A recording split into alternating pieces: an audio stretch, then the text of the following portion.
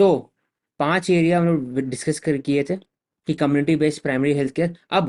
अब इसमें ऐड करते हैं एक और इम्पोर्टेंट, वो है हेल्थ टेक्नोलॉजी।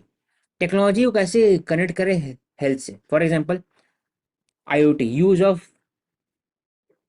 आईओटी और use of artificial intelligence, use of telemedicine, use of such technology such as MRI, CT scan. इसको कैसे आप प्रिसीजन बढ़ा सकते हो हेल्थ केयर और डायग्नोसिस में। क्लिनिकल डायग्नोसिस, ब्लड डायग्नोसिस बढ़ा सकते हो।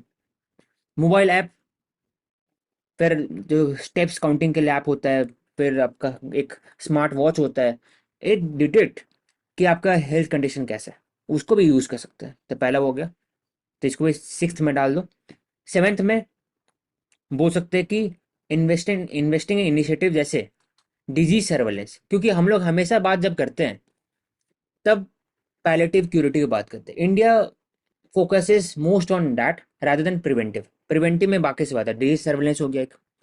हेल्थ एजुकेशन कैंपेन, बचपन से ही कैसे राइट टू हेल्थ पे बात होना चाहिए। मॉरल साइंस क्लास के अंदर में बच्चे को बताना चाहिए कि आप क्या खाना चाहिए, क्या नहीं खाना चाहिए। जंक फूड ठीक नहीं होता है, घर में क्या कैसे मेडिटेशन कैसे करना चाहिए, योगा कैसे करना चाहिए। तो quality of life should focus rather than healthy life.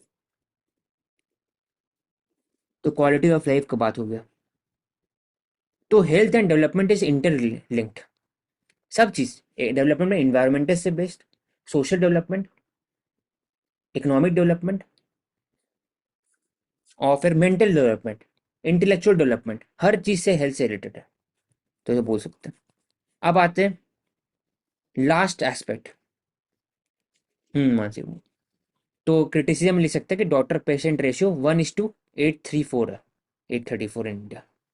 हाँ, इसमें ऑल्दो इंडिया का बेटर है। WHO स्टैंडर्ड बोलता है कि 1 doctor should be there for 1,000 patients. Hmm तो इंडिया का बेटर, बट इसको हम और कम कर सकते हैं। हम्म अब जब हम लोग शुरू में बात की क्या क्या एरिया में काम करना चाहिए, फिर हम लोग डेवलपमेंट और हेल्थ को जोड़े, फिर हम टेक्नोलॉजी को जोड़े और अवेयरनेस अमंग द पीपल उसको जोड़े, क्वालिटी ऑफ लाइफ को जोड़े। अब जोड़ते लास्ट केयर, वो है प्राइवेट हेल्थ केयर। हमेशा पब्लिक हेल्थ केयर बात करते हैं, उसका देखते हैं प्राइवेट हेल्थ केयर क्यों इंपॉर्टेंट है। कोविड के समय देखा कि एग्जॉर्बिडेंट प्राइसेस, बेड के चार्ज 25,000 रुपीज पर डे, 50,000। एक कमर्शलाइजेशन ऑफ मेडिसिन हो रहा है, commercialisation of prescription, over prescription हो रहा है, use of high use of antibiotics. Doctor जो एक है उनके हिसाब से भी उन पर वायलेंस ही बढ़ते आ रहा है। क्यों? क्योंकि ट्रस्ट डेफिसिट होगा। तो इसको कैसे रेगुलेट करें, तो इस पर बात करेंगे कि presently 70% of health care utilization in the country private health care accounts for. Private health care accounts for 70% health care.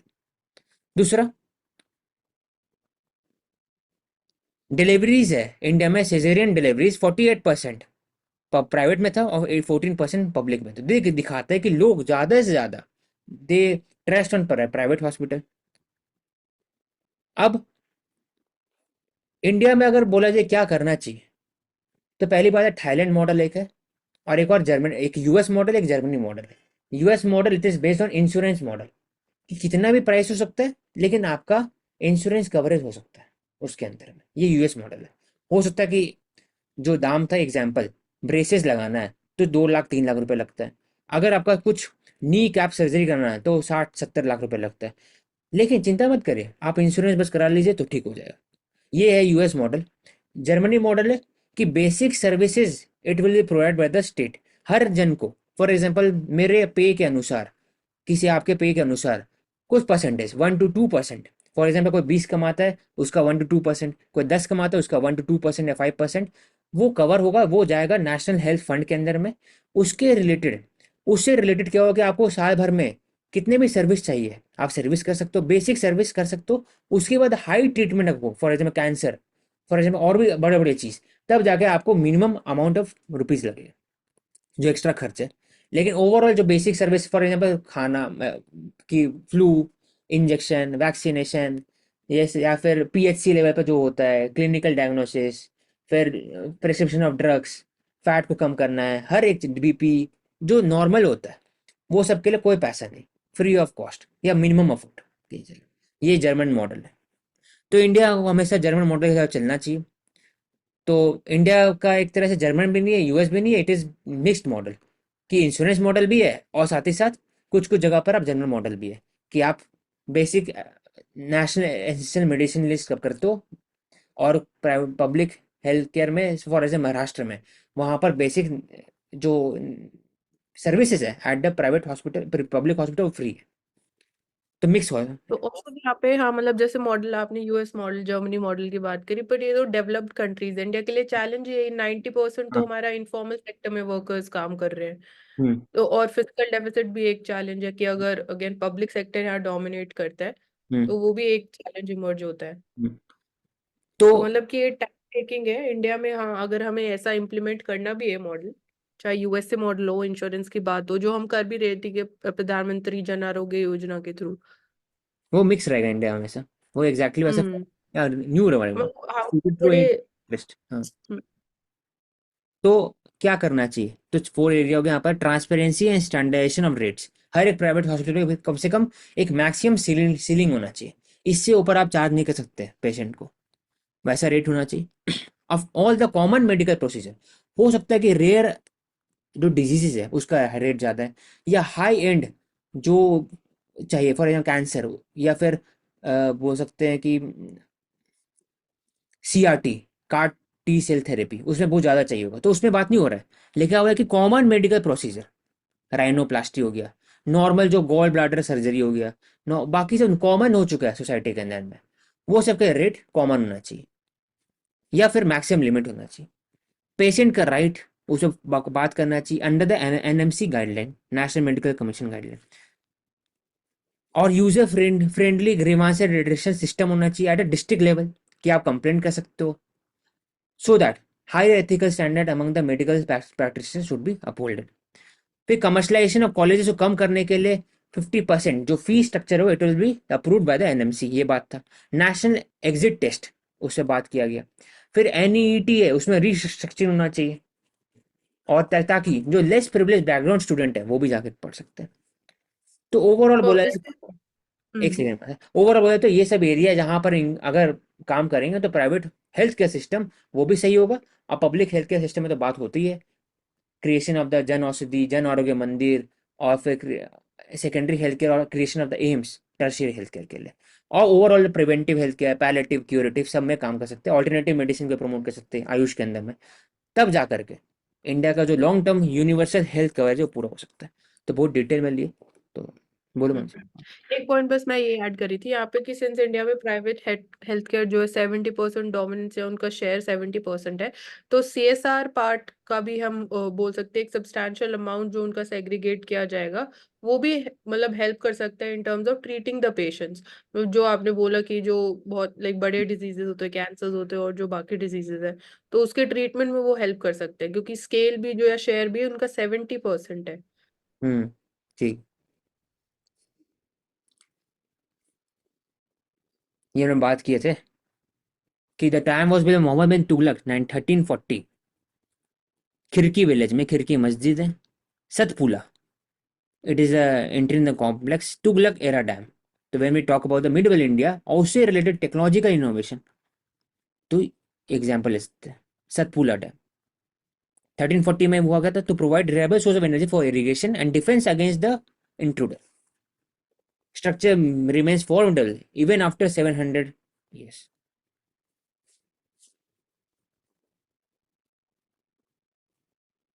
Sliding gate भी है उसमें।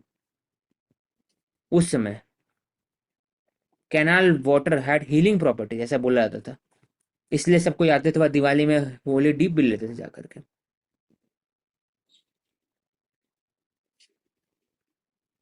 ठीक है। अरुला ऑरिलिस नॉर्दर्न स्काई और बोरेलिस सदर्न स्काई में होता है। क्यों होता है ये? क्योंकि सोलर फ्लेयर्स और जो उनका जो पार्टिकल है दे इंटरेक्ट विद आयोनोस्फेयर, और उसके अंदर में जो ऑक्सीजन है और फिर नाइट्रोजन है, अलग अलग जो पार्टिकल है उसको एक्साइट करते हैं सोलर फ्लेयर्स, उनके जो इलेक्ट्रॉन एक्साइट करते हैं, जब लोअर वैलेंसी से हायर वैलेंसी में आता है, हायर बैंड में आते हैं, तो उसका they emit certain kind of radiation. तो रेडिएशन के कारण ही एक तरह से लाइट दिखाते हैं। आइसलैंड में और US, Britain, Australia talking about the AUKUS, expanding the AUKUS, also Japan, Japan को भी इंक्लूड करेंगे। अब प्रॉब्लम क्या है कि इंडिया क्यों क्रिटिसाइज करें कि जापान, ऑस्ट्रेलिया और यूएस तीनों आपस में ऑकस कर रहे हैं, इंडिया को नहीं मिल रहा है ऐसा, तो India is depending on France for the nuclear submarine. तो क्या चीज का क्वाड है पूछा जाएगा, क्वाड का क्या फायदा फिर जब आपको ग्रुपिंग ही करना है क्वाड के अंदर में भी फिर, क्योंकि इंडिया ने मांगा था submarine technology from the UK and US, जो नहीं मिला इंडिया को, लेकिन ऑस्ट्रेलिया को मिला, even though it has signed NPT. जब एनपीटी साइन करने के बावजूद भी मिल रहा है, तब it showcase the dual face of the develop countries, और खास करके जो वेस्टर्न कंट्री का हेजमनी।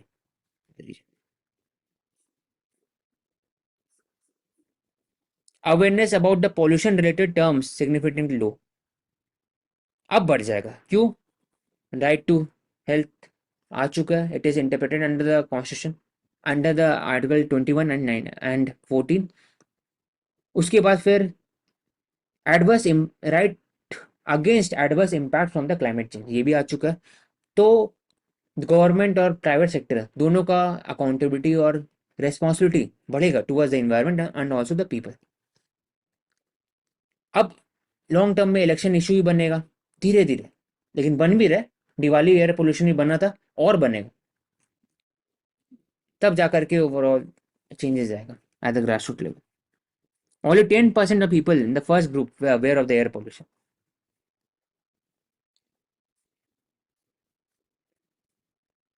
क्योंकि मिडिल क्लास के पास एयर प्योरीफायर होता है, इंडोर प्लांट होता है, as measure to reduce exposure. Urban mask they use face mask.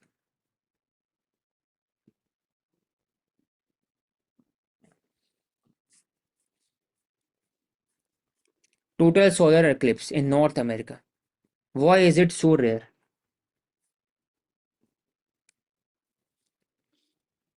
क्यों ऐसा रेयर है द सोलर एक्लिप्स? मतलब कि when earth and moon and sun it is in straight line, और moon is between the earth and sun, उसके कारण होता है पार्शियल, मतलब कि आधा दिखता है। Annual solar eclipse, total solar eclipse मतलब पूरा ढक लेना, और रिंग फॉर्मेशन में एनुअल होता है आई थिंक, क्रिश्चियन से। Solar eclipse happens only during new moon phase when moon and the sun are aligned on the same side of the earth. 29.5 days. A solar eclipse takes place only between 2 and 5 times annually.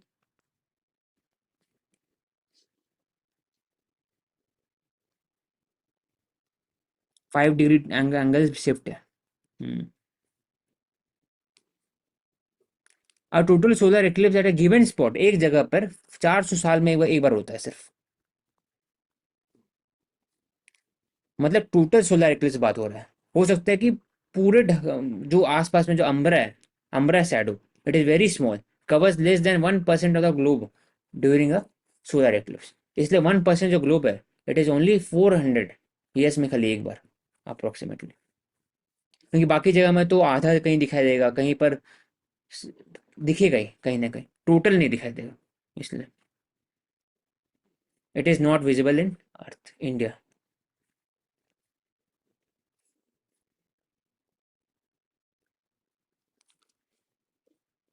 Parkinson diseases होता है, neuro generative disease है Parkinson. उसे मोटरी function of the जो cell होता है वो impact करते हैं, इसके कारण वो कंट्रोल में नहीं आते हाथ और बाकी सब। How PMLA got a sharp teeth, anti money laundering act 2002। ED के अंदर में पावर मिलता है, we can talk about this बस। चैलेंज क्या है?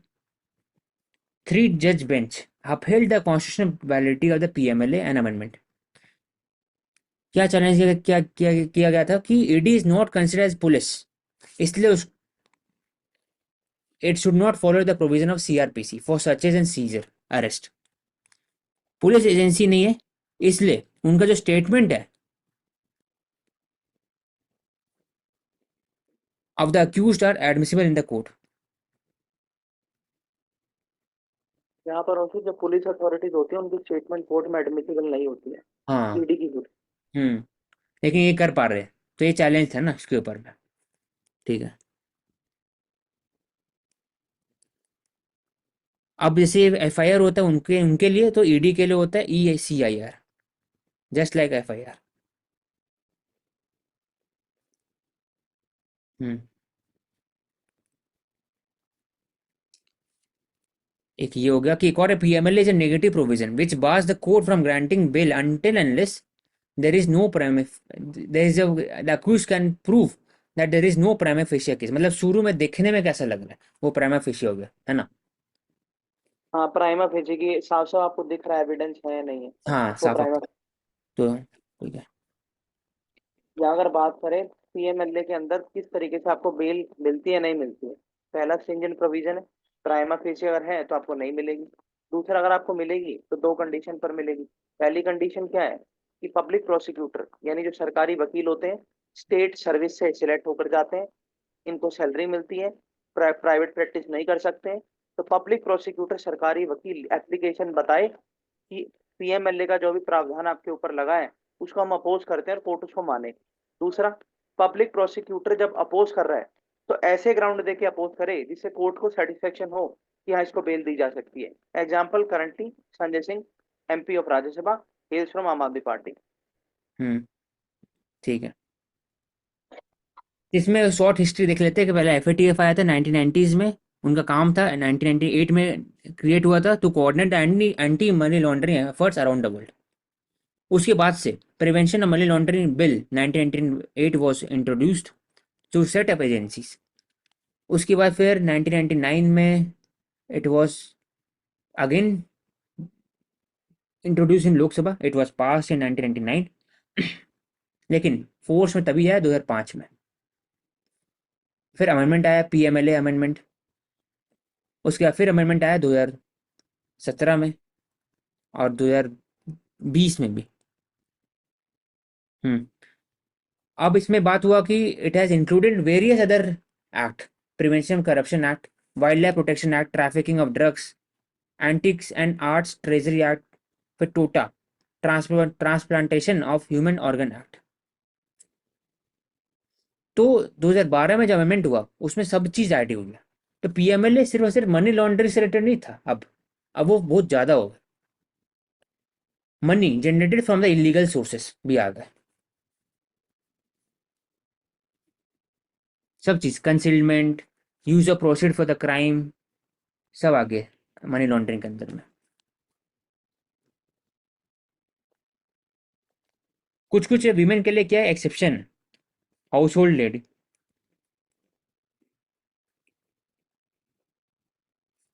उतना टेक्निकल नहीं आना।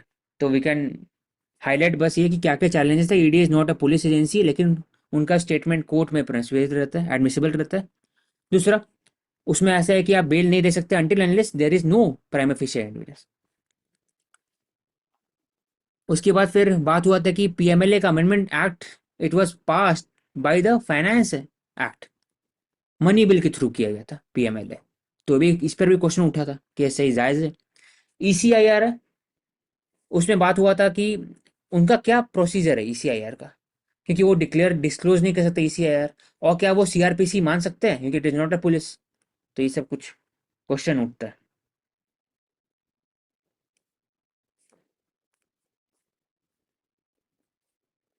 History of government important. Azad Hind government, it was established by the Subhash Chandra Bose after he formed INA Singapore. फिर वापस से वहां से फिर ही प्रोक्लेम्ड आजाद हिंद गवर्नमेंट 1943। वो खुद प्राइम मिनिस्टर बने थे। Board of the head of the state of the Azad Hind, foreign affair उनके पास भी था। वॉर पोर्टफोलियो उनके पास था। AC Chatterjee finance, SA Iyer ministry publicity. Women affair के लिए लक्ष्मी स्वामीनाथन। तो वुमेन का हमेशा रोल लेते हैं तो लक्ष्मी स्वामीनाथन बोल सकते हैं, ministry of women affair under the Azad Hind government. claimed authority of all the Indian civilian military personnel in British South Asian colonies। It also obtain legal control over the Andaman और इस्टेब्लिश कर दिया।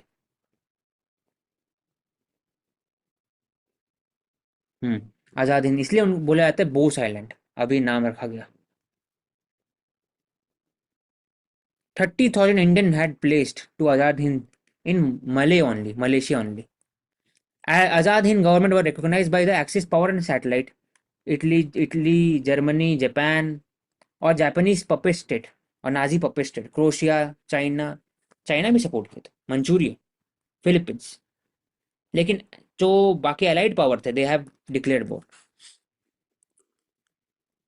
लेकिन बोस अकेले नहीं थे। मतलब ये तो अभी का हाल फिलहाल 1940s की बात है।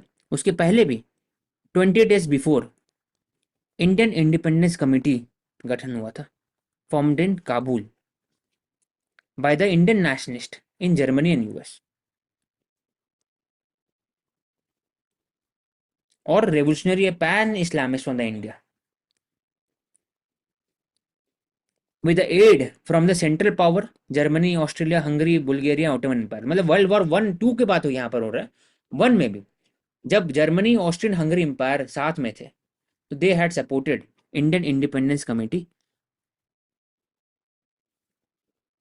और IIC with the help of Ottoman caliph and German Kaiser tried to ferment insurrection in India and the Muslim tribes in Kashmir and north-western frontier।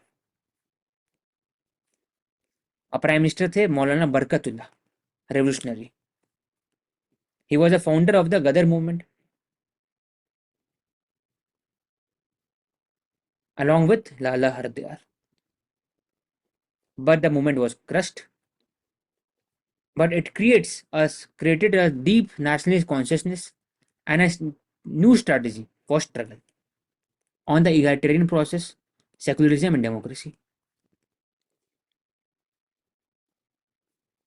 तो गवर्नमेंट ऑफ एग्जाइल जब बात करते हैं तो अकेला नहीं, दो हैं। एक पहले Indian independence league during the first world war, second world war में आज़ाद हिंद गवर्नमेंट।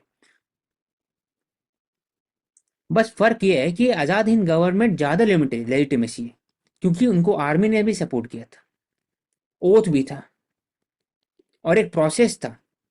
ज़्यादा ऑर्गेनाइजेशन स्ट्रक्चर बहुत डिफरेंट था as compare to first world war. वो एक सिंबॉलिक एक्ट था, लेकिन अभी वाला बहुत डिफरेंट था।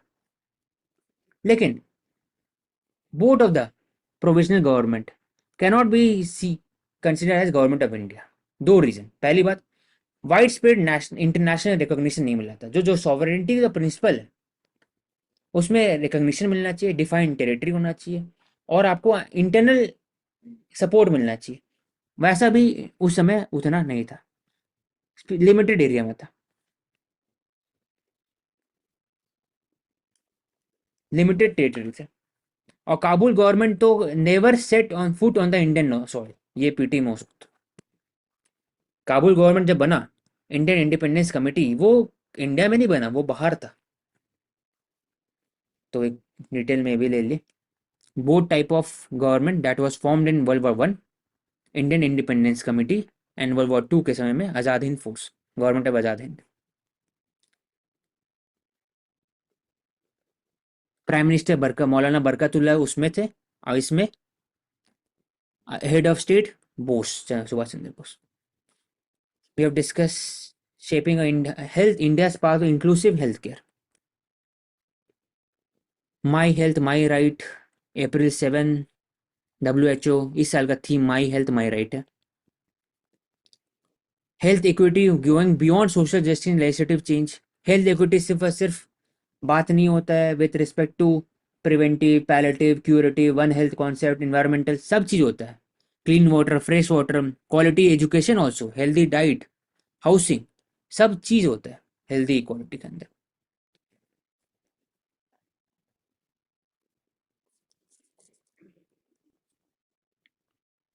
बस ये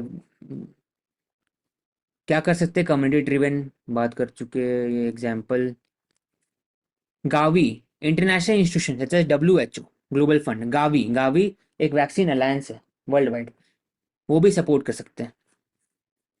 फिर NGO Melinda and Gates foundation vaccination के लिए HPV vaccine, institution such as national institute of virology, ICS के अंडर में जो एनिमल डिजीज वो इंस्टीट्यूशन हो गए, एम्स हो गए, और भी उनका भी रूल होता है। चैरिटेबल ऑर्गेनाइजेशन का रूल आ गया इसमें। बस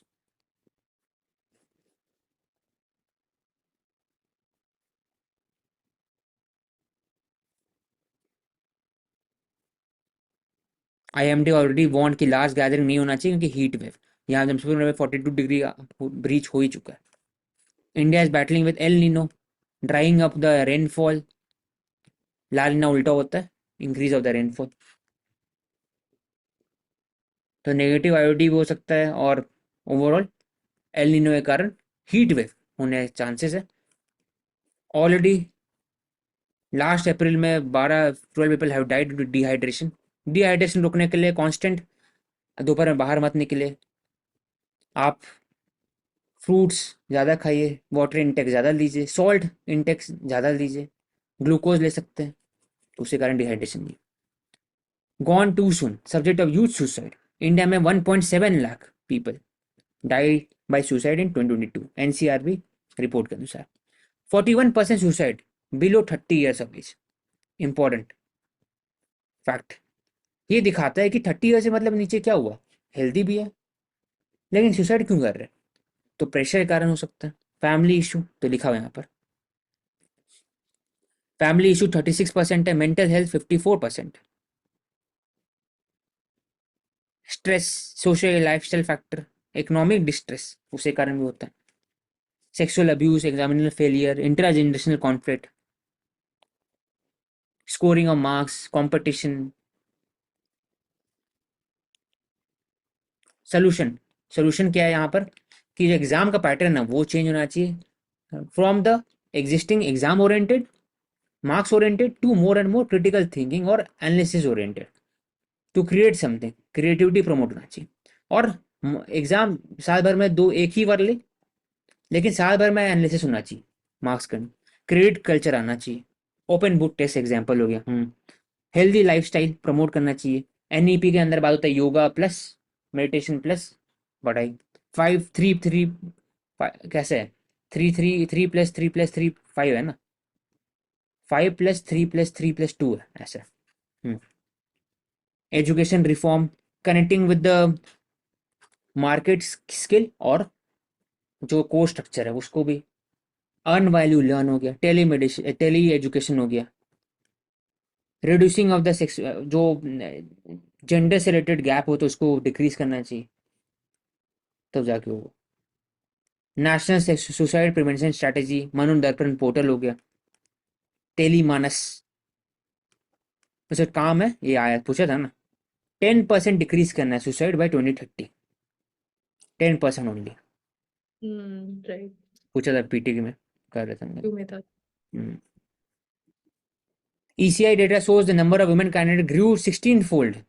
जब बात करते हैं विमेन एम्पावरमेंट तो overall candidate have grown, 45 candidate थे पहले, अब बढ़ के 726 कैंडिडेट हो चुके हैं इन लोकसभा कैंडिडेट। तो इसको लिख लो बस।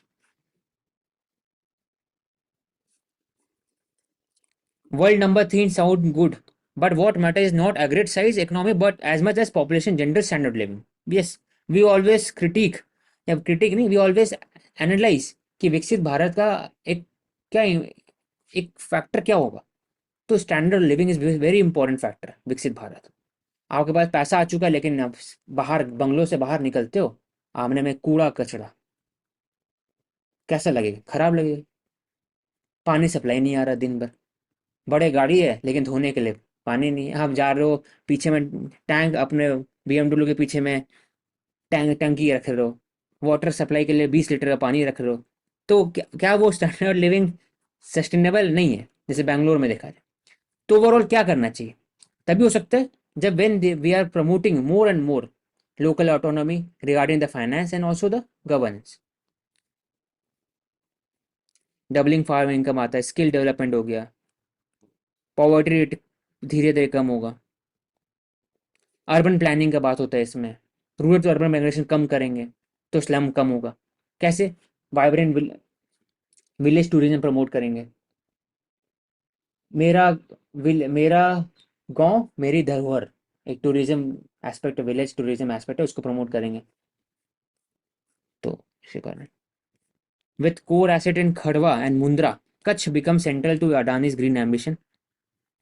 2000 मेगावाट क्यूमुलेटिव जनरेट करने की बात कर रहे हैं, Khavda plant in Kutch district. अब Kutch district generally barren land है, उनका जो यूटिलाइजेशन है फॉर द एग्रीकल्चर बहुत कम है, इसलिए we can use that barren land to create solar energy. दोनों यूज हो जाएगा, विंड टर्बाइन को भी यूज कर सकते हैं और सोलर भी यूज कर सकते हैं वहां पर। अलग से हाई पर क्या होता है कि नॉर्मल जो लैंड एक्वायर करते हैं तो पैसा ज़्यादा लगता है, तो वो अगर लैंड एक्वायर करेंगे तो पैसा बहुत कम लगेगा, तो इनिशियल जो कॉस्ट ऑफ कैपिटल कॉस्ट है बहुत कम होगा, वहां पर स्टैब्लिश कर सकते हैं। लिखा हुआ कि second highest level of solar irradiation after the northern Ladakh district, that is why वहां पर ज़्यादा चांसेस हो सकते हैं, इसलिए वर्चुअली इनहेबिटेबल है।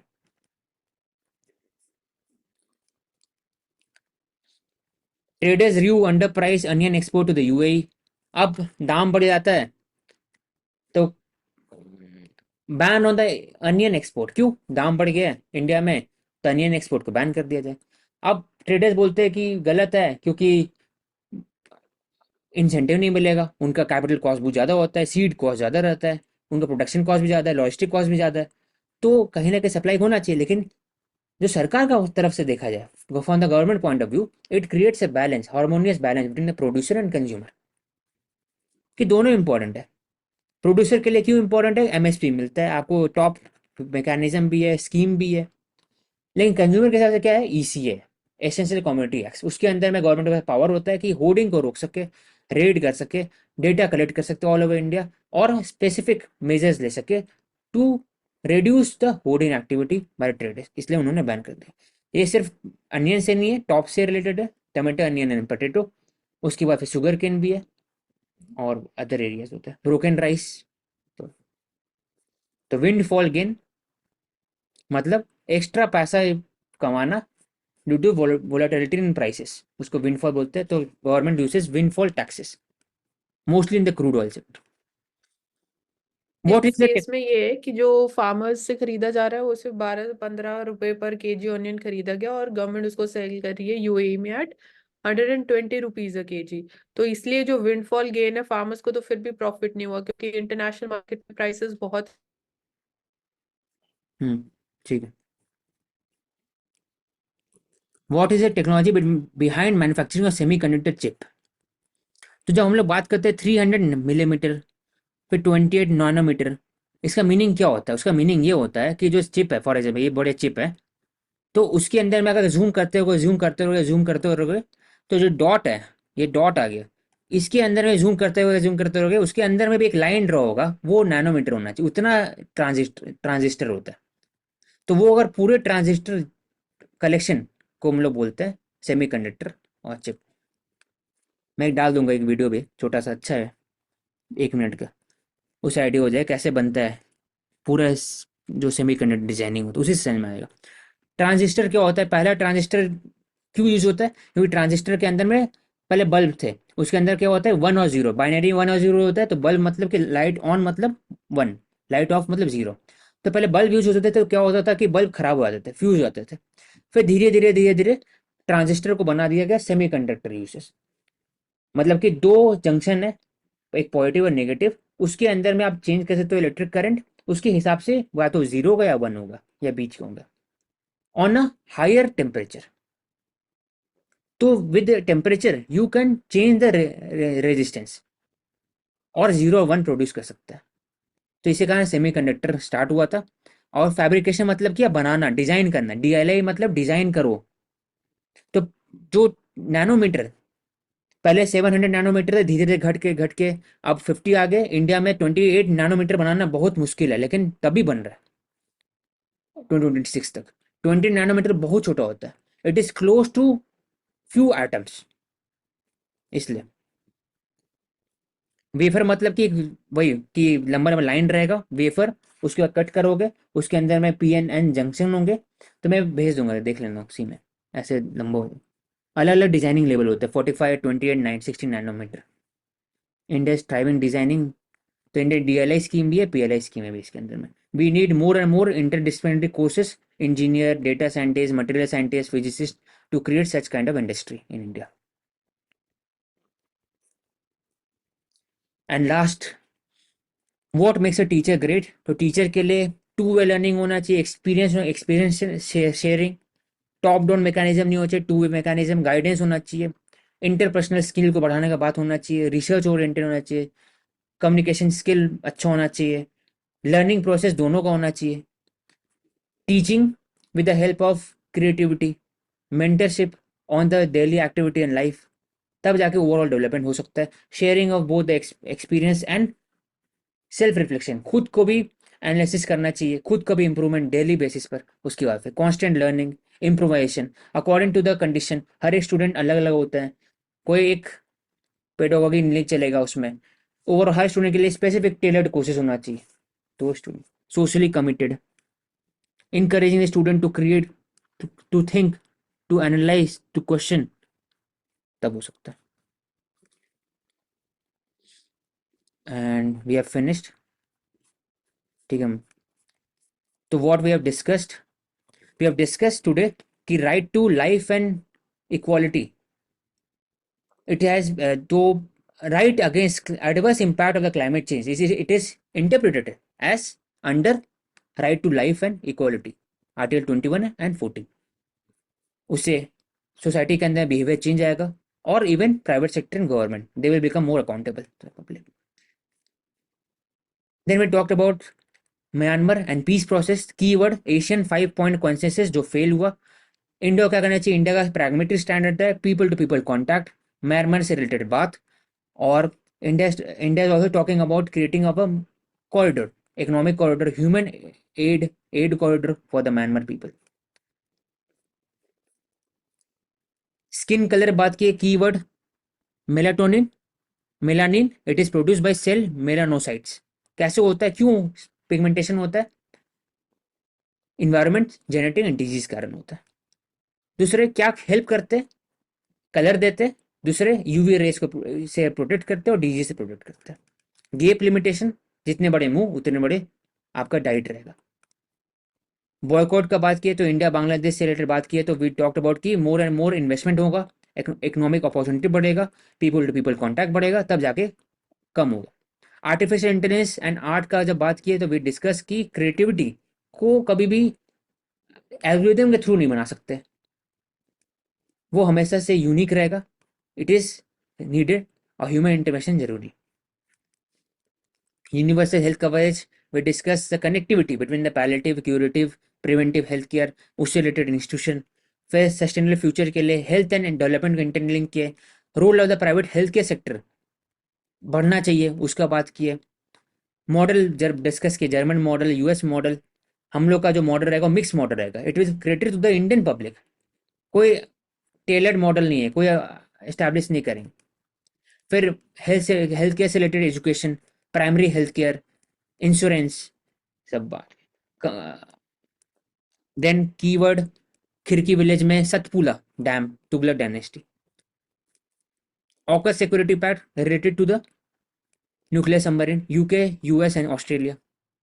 PMLA 2002 में आया, उसको एक्सपैंड कर दिया गया। क्वेश्चन पूछा जाता है कि ECR FIR नहीं दर्ज किया था ना, ECR आप कर नहीं सकते। दूसरा, मनी बिल के अकॉर्डिंग वो लाया गया था,